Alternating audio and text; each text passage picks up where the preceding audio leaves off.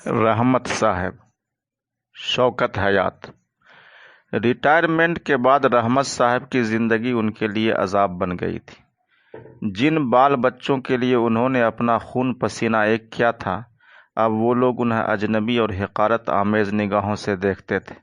समझ में नहीं आता था कि धीरे धीरे वो ज़िंदगी के किस मकाम पर पहुंच गए। उन्हें भरे पूरे घर और शहर के शोर हंगामे में भी सन्नाटे का गुमान होता था। कभी कभी वो सोचते, अगर उनकी बीवी जिंदा होती तो क्या उनकी निगाह भी इसी तरह बदल जाती।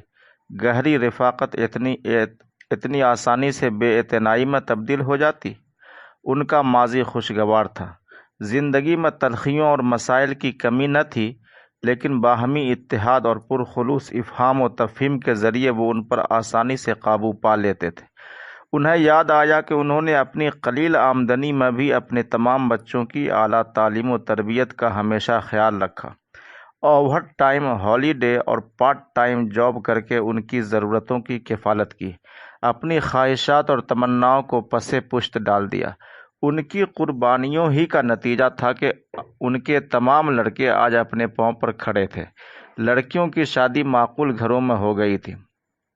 रहमत साहब को याद आया कि जब तक वो रिटायर नहीं हुए थे, उनके तमाम लड़के किस तरह अपनी मुलाजमतों के बावजूद उनके आगे पीछे फिरते थे। उन्होंने कभी किसी बेटे की तनख्वाह से कोई मदद कबूल नहीं की। मुलाजमत से सुबुकदोशी के वक्त उन्हें दफ्तर की तरफ से एक बड़ी रकम मिलने वाली थी, तकरीबन ₹1,00,000। उनकी नौकरी में पेंशन की सहूलत नहीं थी।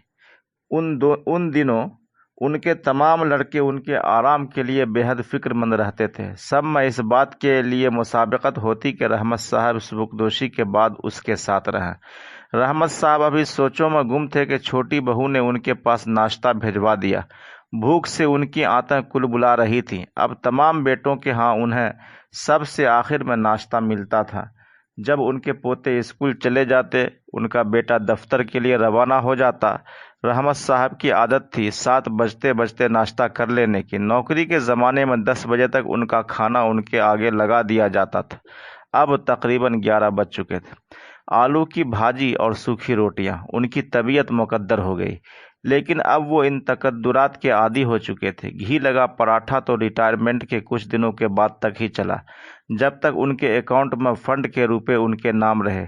जब उनके बेटों ने ज़मीन खरीदने, मकान बनाने, लड़की की शादी और दूसरे मुख्तलिफ बहानों से उनके सारे रुपए निकलवा लिए, तो उनकी अहमियत अचानक ख़त्म हो गई। रहमत साहब बारी बारी तमाम बेटों के यहाँ रहते थे। शुरू में सब के यहाँ हर मामले में उन्हें अव्वलियत दी जाती थी। बाद में सब के सब धीरे धीरे आंखें फेरने लगे। पहले जहाँ तमाम बेटे रहमत साहब को अपने यहाँ ले जाने के लिए अपनी बारी का बेसब्री से इंतज़ार करते थे, क़याम की मुअय्यना मुद्दत से 2-4 दिनों कबल ही उन्हें लेने के लिए पहुँच जाते। अब उन्हें तरह तरह की बातें सुनाकर रवानगी के वक्त की याद दिलाई जाती थी। जिस बेटे के यहाँ उनके जाने का नंबर होता, उसका दूर दूर तक पता न होता। साल में 3-3 महीने वो चारों बेटों के यहाँ क़याम करते थे। जैसे तैसे ज़िंदगी के दिन गुजर रहे थे। क़याम की मुद्दत ख़त्म होने के बाद अब उन्हें दूसरे बेटे के यहाँ जाने में बेहद दुश्वारी होती। कई दिनों तक जब उन्हें कोई अपने हमरा ले जाने न आता तो थक हार कर तन्हा चल पड़ने का कस्द करते। इस तरह उन्हें बड़ी दिक्कतें पेश आती। बीनाई कमज़ोर पड़ चुकी थी। एक ज़माने से बेटों की बेतवज्जोही की वजह से मोतियाबिंद का ऑपरेशन टलता आ रहा था।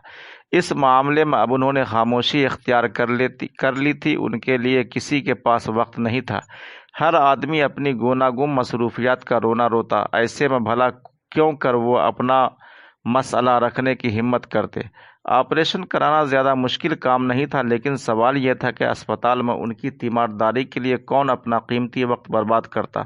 वो उदास आंखों से अपने अतराफ का जायज़ा लेते। हर चीज़ उन्हें अपनी जगह साकित दिखाई देती। कहीं कोई हरकत नहीं। दिन की साफ और शफाफ रोशनी में भी उन्हें ढलती हुई शाम का एहसास होता।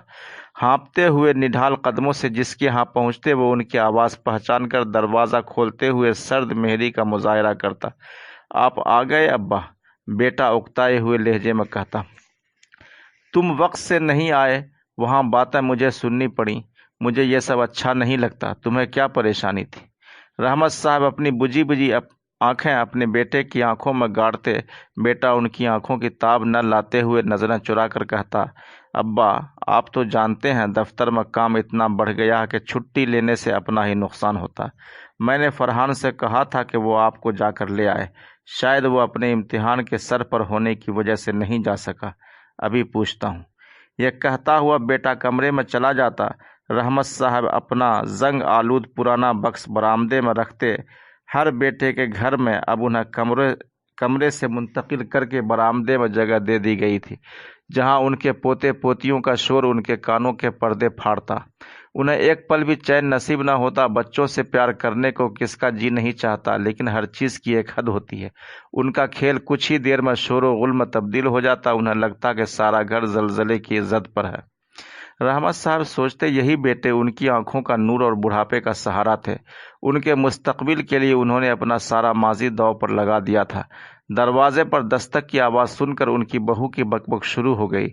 आ गया बुढ़ा, चाय का खर्च बढ़ाने, काम का न काज का, दुश्मन अनाज का। रहमत साहब चौंके। बहू की यह हक़ारत आमेज बात उनके लिए थी या दस्तक देने वाले के लिए? उन्होंने खुद को तसल्ली दी, हो न हो उसने यह बातें आने वाले के लिए कही हैं। उनके सिलसिले में अभी इतने घटिया सलूक की नौबत नहीं आई, लेकिन उन्हें ख्याल आया कि आने वाले के बहाने यह सब कहीं उन्हें ही तो नहीं सुनाया जा रहा है। रहमत साहब ने एक पोते को आने वाले के बारे में पता लगाने के लिए कहा। बहू ने तुनक मिजाजी के साथ कहा, वही आपके दोस्त खलील साहब हैं। उन्हें कोई और काम नहीं कि आपका वक्त बर्बाद करने चले आते हैं। रहमत साहब बाहर आए। दोनों दोस्त गले मिलकर अपने अपने सीने का बोझ कम करने की कोशिश करने लगे। क्यों भाई खलील, क्या हाल है? क्या पूछते हो? रिटायरमेंट के बाद हाल चाल?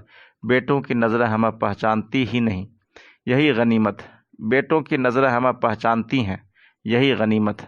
यह बात तो है भाई, हम तो समझते थे कि तमाम जिम्मेदारियों से सुबुकदोश होने के बाद जिंदगी का आखिरी दौर सुख चैन की सांस लेते हुए गुजरेगा, लेकिन अब तो खुद अपनी ज़ात का सबसे बड़ा अजाब बन गई। लेकिन अब तो अपनी ज़ात जिंदगी का सबसे बड़ा अजाब बन गई। अरे बिरादर, खलील साहब ने गला साफ किया और फीकी हंसी हंसने की कोशिश की। साफ लगता था कि उनकी हंसी के पीछे दर्द का दरिया मौजूद है। दोस्त, क्या ज़माना है! माँ बाप कितने बच्चों की परवरिश करते हैं, बाद में सारे बच्चे मिलजुल कर भी माँ बाप की किफ़ालत नहीं कर पाते। खलील मियाँ की आंखें कहीं दूर खो गईं। रहमत साहब भी यह बात सुनकर सोचों में गुम हो गए। अचानक उनके अंदर से आवाज़ आई, शायद समाजी इर्तिका के पेचीदा अमल का ये लाजमी नतीजा है। आगे बढ़ते हुए चक्के के पीछे गर्द उड़ती ही है। दोनों बहुत देर तक यूं ही खामोश रहे। अंदर से चाय नहीं आई। खलील मियाँ ने उठना चाहा। रहमत मियाँ ने उन्हें चाय के लिए रोका। अंदर गए, दबी जबान से बहू को चाय के लिए कहा। बाहर आकर बैठे। कुछ वक्त गुजरा। रहमत साहब फिर अंदर गए। इस बार डरते डरते उन्होंने पोते से अपनी माँ को चाय के लिए याद दिलाने को कहा। रहमत साहब बाहर आए।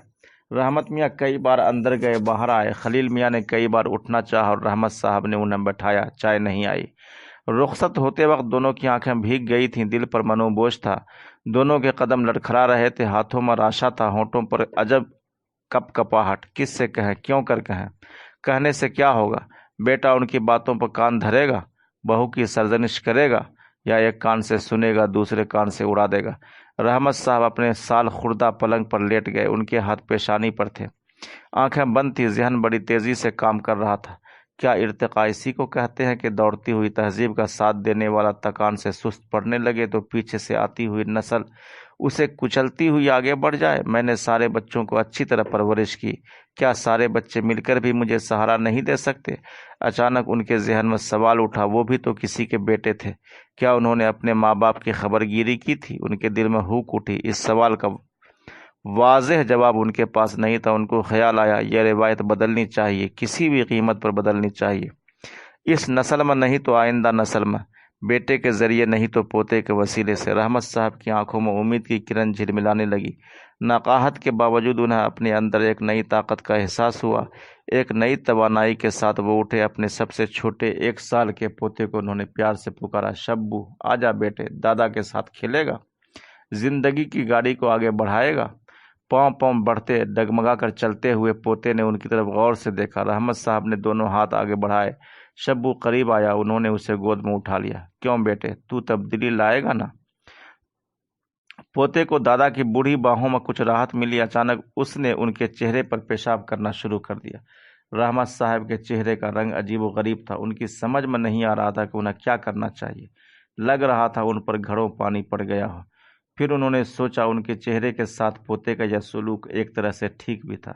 ممکن ہے اسے اس طرح مذموم روایت کی گرد آلود چہرے کی تطہیر ہو جائے۔ چھوٹے بہو نے باورچی خانے سے یہ نظارہ دیکھا۔ اس کی سمجھ میں نہیں آیا کہ اس کے سسر ہنس رہے تھے یا رو رہے تھے۔